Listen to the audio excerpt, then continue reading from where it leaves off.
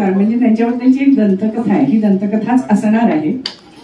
म्हणजे तुकारामांचा स्वभाव असा होता की सगळ्यांच्याकडे सगळं असलं पाहिजे असं त्यांना वाटायचं. म्हणजे आहे रे जे आहेत त्यांनी नाही रे यांना मदत केली पाहिजे आणि सगळ्यांचंच सामाजिक उत्थान झालं पाहिजे. म्हणजे आताची जर उदाहरण पटकन लक्षात येणारं तर विनोबांनी जे केलं होतं भूदान, की ज्यांच्याकडे जमिनी आहेत त्यांनी जमिनी नसणाऱ्यांना जमिनी द्यायचा आणि असं मोठी चळवळ केली.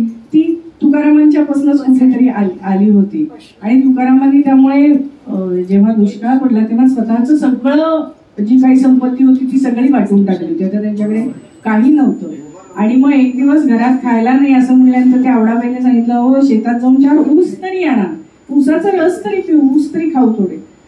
म्हणून हे गेले. येतानाही ऊसाची मोळी घेऊन येत होते.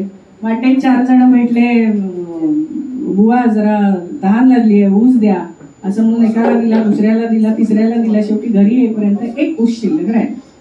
ती बघितल्यावरती आवडी जे खवळली तिने त्याच ऊसाच्या पोकाने त्यांना जे मारलं आणि ते मारल्यानंतर ऊस तुटला, 2 तुकडे झाले.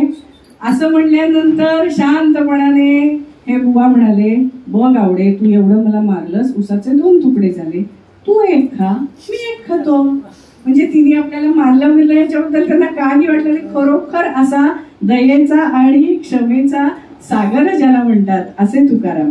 आता ह्या तुकोबांचे शब्द आणि ह्याला जी चाल लावली आहे ती कर्जतचे भजनभूषण गजाननबुवा पाटील यांनी लावली. म्हणजे आम्हाला ज्यांनी भजन शिकवली त्या श्रुती गोखले, त्यांची आई भजनभूषण गजाननबुवा पाटील यांच्याकडून भजनं शिकली आणि ती त्यांनी आम्हाला शिकवली. आणि गजाननबुवा हे शास्त्रीय संगीताचे जाणकार होते. म्हणजे एका ठिकाणी झाकीर हुसेननी असा उल्लेख केला होता की भजनाला साथ कशी करायची हे मला गजाननबुवांनी सांगितलं.